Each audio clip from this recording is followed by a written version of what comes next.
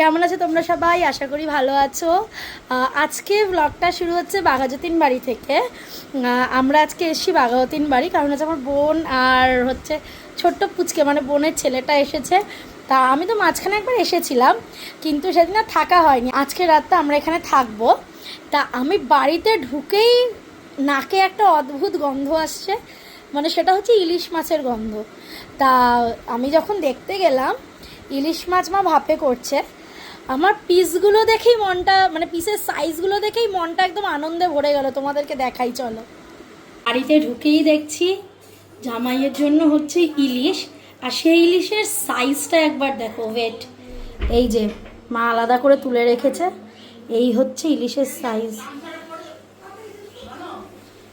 মনেও নয় ছোট লাগছে, সে পেল্লাই সাইজের এক একটা ইলিশের পিস, মানে এক একটা পিস হচ্ছে আমার এরকম হাতের পুরো ছেটো। এই দেখো পুরো হাতের ছেটো। আচ্ছা, এটা তো গেল হচ্ছে ভাপেটা, এখনো রয়েছে, ওয়েট। তো একসঙ্গে অতগুলো করেনি, এগুলিও যাবে ভাপেতে, ঠিক আছে? এগুলি আবার পরে যাবে, মানে পরের লটে আর কি এটা হবে। সেকেন্ড রাউন্ডের ইলিশ মাছও রেডি। এটাই দেখা বাকি রইল। ড্রেসিং টেবিল থেকে সমস্ত, ও তুমিও বলছো, সমস্ত কিছু সরিয়ে দেওয়া হয়েছে এরা দুজন বসবে বলে। কি অবস্থা! আসার কারণটাই হচ্ছে এই দুটো পুচকে একটু সারাটা দিন খেলবে, মানে ভাই বোন আর কি সারাদিন খেলবে।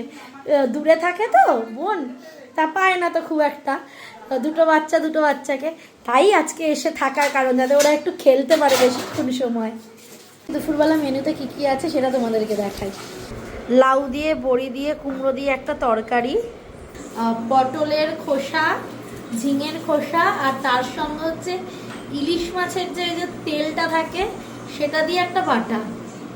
ও সরি, তেলটা বাটা না, মানে ওইটা বাটা দিয়ে ইলিশ মাছের তেল দিয়ে করেছে, তাই তো? ওই তেল যেগুলো থাকে। শশা কাটা হয়েছে। এখানে আছে একটা সব দিয়ে পাঁচমিশালি তরকারি, যেটা বক্কা করেছে, অসাধারণ করে এটা বক্কা। এখানে আছে আলু পোস্ত, যেটা হচ্ছে শুভমের জন্য স্পেশালি করা, কারণ ও খুব ভালো খায়। এটা হচ্ছে মুগের ডাল, কাজু কিশমিশ দিয়ে মুগের ডাল। আর রয়েছে চিংড়ি দিয়ে পটল, মানে পটলের তরকারি, ইলিশ মাছ সর্ষে দিয়ে, যেটা তোমরা আগেই দেখেছো। এখানে আছে প্লাস এইখানেও আছে, এখানে বাটা মাছের পাতলা করে ঝোল, যেটা না হলে চলেই না বাঙালিদের, শেষ পাতে আমের চাটনি। তো সবাই মিলে এখানে বসেছি খেতে। এই যে খাবারের মধ্যে তোমার সব থেকে প্রিয় কোনটা? হ্যাঁ, আচ্ছা, তোর কোনটা সব থেকে প্রিয়? পিসিরাতে সব রান্নাই সুন্দর। হ্যাঁ, সেটা না, তবুও প্রিয়। তবুও এই বাটাটা ভালো। এই বাটাটা? হ্যাঁ। আর বক্কা? ইলিশ মাছ। আর মায়ের সব থেকে প্রিয় এর মধ্যে কোনটা?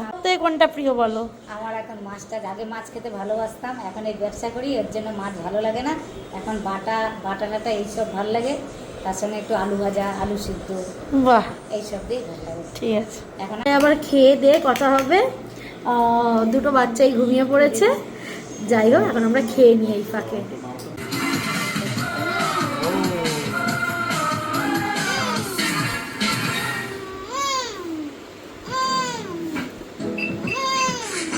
মামা মেমো কই? তোমার মেমো কোনটা? মেমো কই? মেমোর কোলে বসে, ওইটা? তুমি মেমোর কাছে বসেছো, গাড়ি চড়ছো? बहुत लेती हूँ साल में एटलीस्ट 4 बार। आप उन ट्रिप्स के लिए पैसा कैसे सेव करते हो? एवरी मंथ मेरी सैलरी अकाउंट में हिट होते ही मैं एक पार्ट আবার उठবে मतलब जैसे म्यूचुअल फंड्स की दुनिया में एसआईपी होता है, वैसे ही एफडी की दुनिया में आरडी होता है। দাঁড়াও মেমোর পেটুতে দাঁড়াও। দিদি ভাই এসে দেখলে হয়েছে। হ্যাঁ শুভম, এই শুভম কি বলবে? হ্যাঁ, আমাদের বাইরে থেকে ডিনার এসেছে। আমার আজকে একদম ইচ্ছা করছিল না আর রাত্রে ঘরের খেতে, ঠিক আছে, যেহেতু শনিবারের রাত। হ্যাঁ, তাই বাবাকে বললাম বাবা আমি আজকে আর ঘরে কিছু খাবো না। তা বাবা বললো ঠিক আছে তাহলে আজকে বাইরে থেকে আন। তা বাবা গিয়েই নিয়ে এসেছে। বাবা এনেছে হচ্ছে বাটার গার্লিক ফিশ, সঙ্গে ড্রাই চিলি চিকেন, আর হচ্ছে রুমালি রুটি, আর কি আনলো, ও আর হচ্ছে এগ ফ্রাইড রাইস এনেছে। দাঁড়াও তোমাদেরকে দেখাচ্ছি।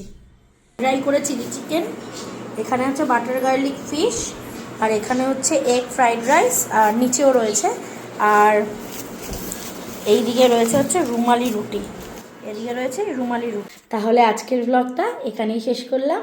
সবাই ভালো থেকো, সুস্থ থেকো, আর সবাইকে ভালো রেখো। টাটা।